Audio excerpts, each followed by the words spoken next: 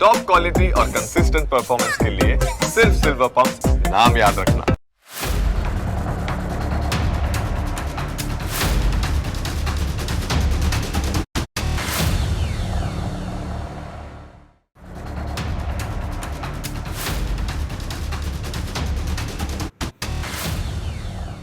દુનિયાના ખેડૂતો આજે એક એવી નવી મુસીબતમાં ફસાયા છે જેની કલ્પના કરવી પણ કદાચ મુશ્કેલ છે.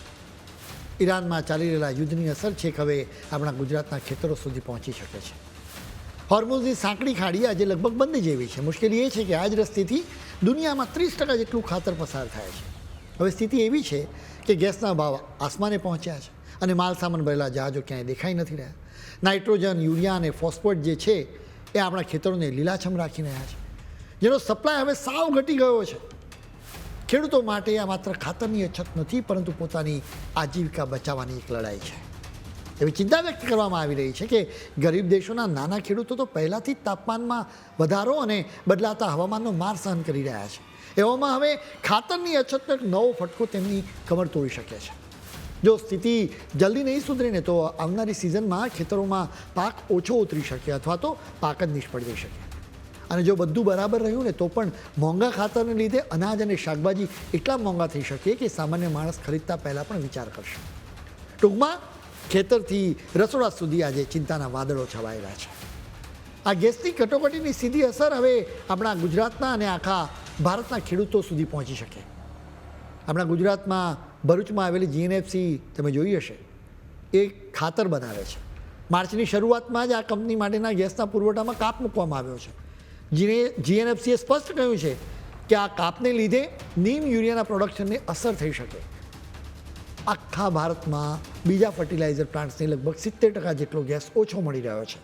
આ ખાતર બનાવવા માટે ગેસની બહુ જરૂર પડે છે, પણ ઈરાન યુદ્ધને લીધે નેચરલ ગેસ મળતો ઓછો થઈ ગયો, એટલે સરકારે આ કંપનીઓને આપવામાં આવતા ગેસના પુરવઠામાં કાપ મૂક્યો છે. સ્થિતિ એ છે કે ખાતર બનાવવાનું કામ ધીમું પડી ગયું છે. કેટલીક ફેક્ટરીઓએ તો અત્યારે કામકાજ હંગામી ધોરણે બંધ પણ કરી દીધું છે. અત્યારે તો દુકાનોમાં થોડો ઘણો સ્ટોક છે, પણ હવે ચોમાસું બેસવાનું છે અને વાવણીનો સમય નજીક આવશે. જો ત્યારે ખાતર નહીં મળે ને તો ખેડૂતો શું કરશે? અનેક ખેડૂતોને ચિંતા થઈ રહી છે. જો ખાતર મોંઘું થાય અથવા ન મળે તો ખેતી પાછળનો ખર્ચ વધી જાય. નાના ખેડૂતો દેવામાં ડૂબી શકે. જો ખાતર બરાબર ન નંખાય તો પાક ઓછો ઉતરે અથવા એનું નુકસાન થાય. બજારમાં શાકભાજી અને અનાજ મોંઘા થઈ શકે. એટલે કે આ લડાઈની અસર છે તમારા રસોડા સુધી પહોંચશે. યુરિયા પર સૌથી મોટી આફત આવી છે, કારણ કે એને બનાવવા માટે કુદરતી ગેસ જરૂરી છે. અત્યારે ગેસના ભાવ આકાશે પહોંચ્યા છે. નિષ્ણાતોનું માનીએ તો દુનિયાભરમાં થતા યુરિયાના કુલ વેપારમાં 30% હિસ્સો અત્યારે જોખમમાં મુકાઈ ગયો છે. ભારત માટે આ એક મોટો પડકાર છે, કારણ કે દુનિયામાં ખાતરના વપરાશના મામલે આપણે બીજા નંબરે છીએ. ભારત સરકારે આ મોરચે કમર કસી લીધી છે. પીએમ મોદીએ પોતે ખાતરી આપી છે કે ભારતીય ખેડૂતોને કોઈ તકલીફ પડવા દેવામાં નહીં આવે. આ માટે દેશે પોતાના ઘરેલું ઉત્પાદનને વેગ આપ્યો છે અને આ ખાતર આયાત કરવા માટે બીજા નવા રસ્તાઓ પણ શોધી કાઢવામાં આવી રહ્યા છે. ભારતમાં અત્યારે ખેતીના મોરચે થોડીક રાહત છે, કારણ કે 19મી માર્ચ સુધીમાં આપણી પાસે લગભગ 62 લાખ ટન જેટલો યુરિયાનો સ્ટોક હતો. હવે પછીની વાવણીની સિઝન માટે એ પૂરતો જથ્થો છે. પંજાબ અને હરિયાણા જેવા આપણા અન્ન ભંડાર ગણાતા રાજ્યોના ખેડૂતોને અત્યારે બહુ ચિંતા નથી, કારણ કે ત્યાં મુખ્ય વાવણી મે મહિનાથી શરૂ થવાની છે. હાલમાં તો સહકારી મંડળીઓ અને સરકારી ગોદામોમાં ખાતરનો પૂરતો પુરવઠો જોવા મળી રહ્યો છે. પણ સવાલ એ છે કે જો ઈરાનનું યુદ્ધ જો લાંબુ ખેંચાયું તો પછી શું થશે? જો સ્થિતિ જલ્દી થાળી નહીં પડે તો આ ભંડાર ખાલી થવા લાગશે અને પછી ચિત્ર બદલાઈ શકે. અત્યારે તો બધું અંકુશમાં લાગે છે, પણ આવનારો સમય સાવચેતી રાખવાનો છે. અત્યારે ખાતરની અછત છે, ત્યારે ખેતીવાડીના ક્ષેત્રમાં આવેલી એક એવી ક્રાંતિ વિશે વાત કરવી જરૂરી છે જે આપણા ખેડૂતો માટે નવી આશા લઈને આવે છે. એ છે નેનો યુરિયા. ઇફકો દ્વારા તૈયાર કરાયેલું આ દુનિયાનું પહેલું નેનો ફર્ટિલાઇઝર છે, જેને ભારત સરકારે પણ માન્યતા આપી છે. નેનો યુરિયા વાપરવાથી જમીનની ફળદ્રુપતા વધે છે, કારણ કે એ ખૂબ ઓછી માત્રામાં જોઈએ છે. એનાથી પાકને પૂરતું પોષણ મળે છે, છોડ તંદુરસ્ત બને છે અને જીવાતનો હુમલો પણ ઓછો થાય છે. જો કદાચ જીવાત આવે તો પણ એની સારવાર સસ્તી અને સરળ બની જાય છે. આ ખાતરને લીધે પાકના મૂળિયા જમીનમાં એવી પકડ બનાવે છે કે વાવાઝોડા કે પવન સામે પણ પાક અડીખમ ઊભો રહી શકે છે. નેનો યુરિયાના કણો એટલા સૂક્ષ્મ હોય છે કે પાક એને 80%થી વધુ શોષી લે છે, જ્યારે સામાન્ય યુરિયામાં આ ક્ષમતા માત્ર 30થી 40% જેટલી હોય છે.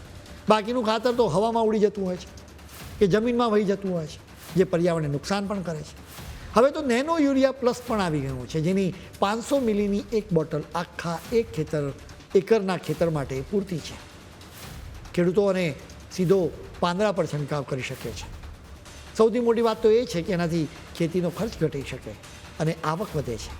યુરિયાની જે 45-50 કિલોની ગુણી કામ કરે છે એટલું જ કામ 225 રૂપિયાની આ એક નાનકડી બોટલ કરી આપે છે. એને લાવવા લઈ જવામાં સંગ્રહવામાં પણ કોઈ માથાકૂટ નથી રહેતી. લિક્વિડ ખાતર હોવાથી એ છોડમાં જલ્દી ઉતરી જાય છે અને જમીનને પણ કોઈ નુકસાન થતું નથી. રાસાયણિક ખાતરની સાથે આપણે આપણી જૂની અને કુદરતી પદ્ધતિઓને પણ ભૂલવાની નથી. અત્યારે જીવામૃત પર પણ ખૂબ જ ભાર મૂકવામાં આવી રહ્યો છે, જે ગાયના ગોબર, ગૌમૂત્ર, ગોળ અને ચણાના લોટમાંથી બને છે. એ જમીન માટે ખરેખર અમૃત સમાન છે.